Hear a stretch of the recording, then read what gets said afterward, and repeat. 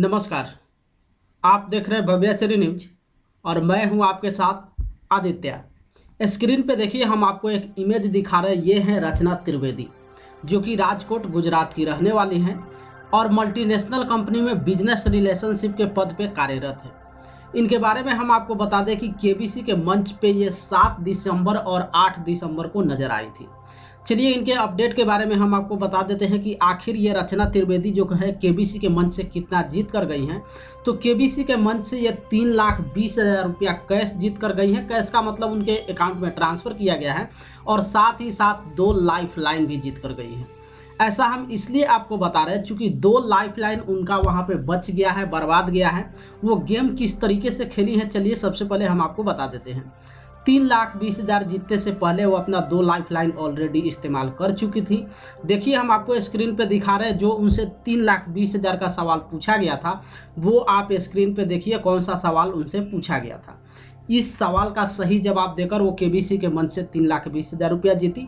और जैसा कि आप जानते हैं कि केबीसी के मंच से 3,20,000 जीतने के बाद जो अगला सवाल होता है वो होता है 6,40,000।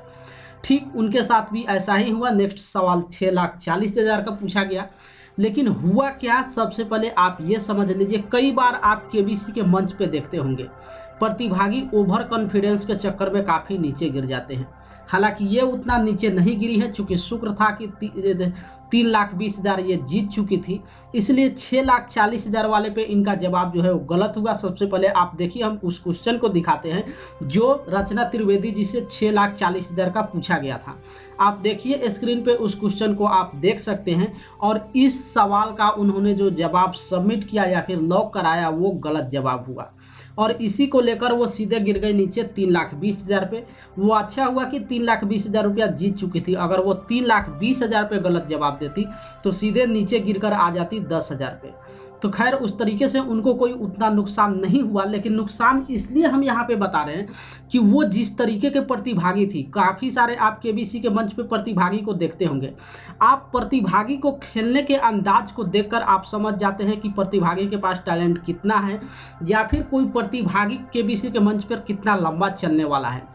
रचना त्रिवेदी के बारे में हम आपको बता दें कि अगर ये सही समय पे अपना लाइफ लाइन का इस्तेमाल करती तो हो सकता था ये केबीसी के मंच से कल 25 लाख भी जीत कर जाती।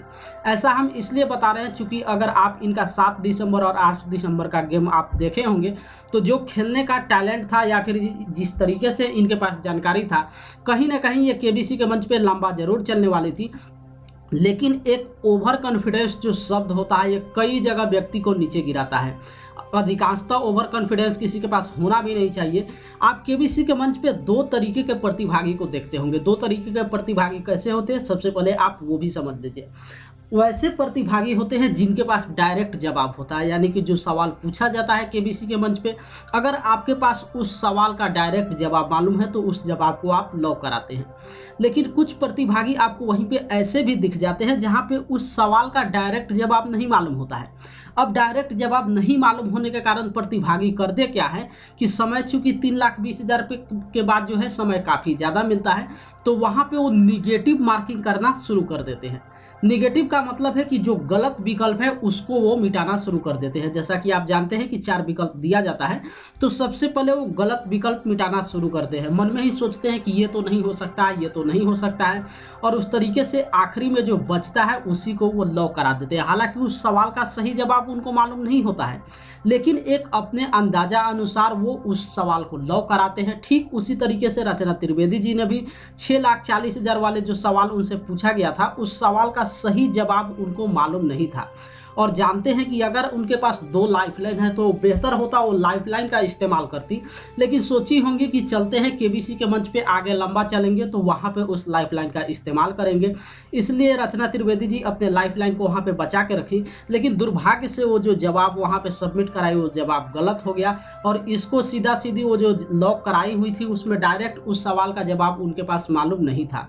तो जैसा कि हम उस प्रतिभागी के बारे में बताए हैं कि जो वहाँ पे निगेटिव मार्किंग करती है, ठीक ठीक रचना त्रिवेदी जी भी उसी तरह उस सवाल पे खेली हुई थी, यानी कि पहले एक एक करके वो उस जवाब में से छांटना शुरू कर दी कि इसका जवाब नहीं हो सकता, इसका नहीं हो सकता, और आखिरी में जो वो अपना आंसर वहाँ पे लॉक कराई वो गलत हुआ। और गलत होने का मतलब आप समझ सकते हैं कि 6,40,000 पे अगर कोई प्रतिभागी गलत जवाब देता है तो गिर के आता है 3,20,000 पे। तो 3,20,000 रुपया जो है केबीसी के मंच से जीत कर गई। साथ ही साथ 2 लाइफ लाइन भी, बड़ा ही महत्वपूर्ण लाइफ लाइन था जो कि एक्सपर्ट की राय थी।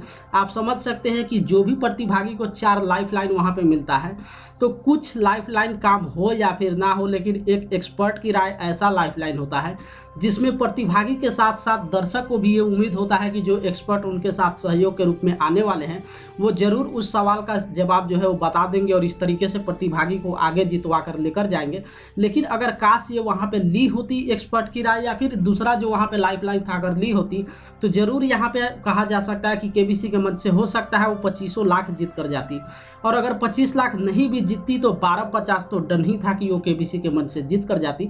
लेकिन दुर्भाग्य से ऐसा हुआ नहीं और 7 दिसंबर और 8 दिसंबर में राजकोट की रचना त्रिवेदी जो वहाँ पे हिस्सा लेती वो सिर्फ और सिर्फ केबीसी के मंच से 3,20,000 रुपया और साथ में साथ 2 लाइफ लाइन लेकर गई।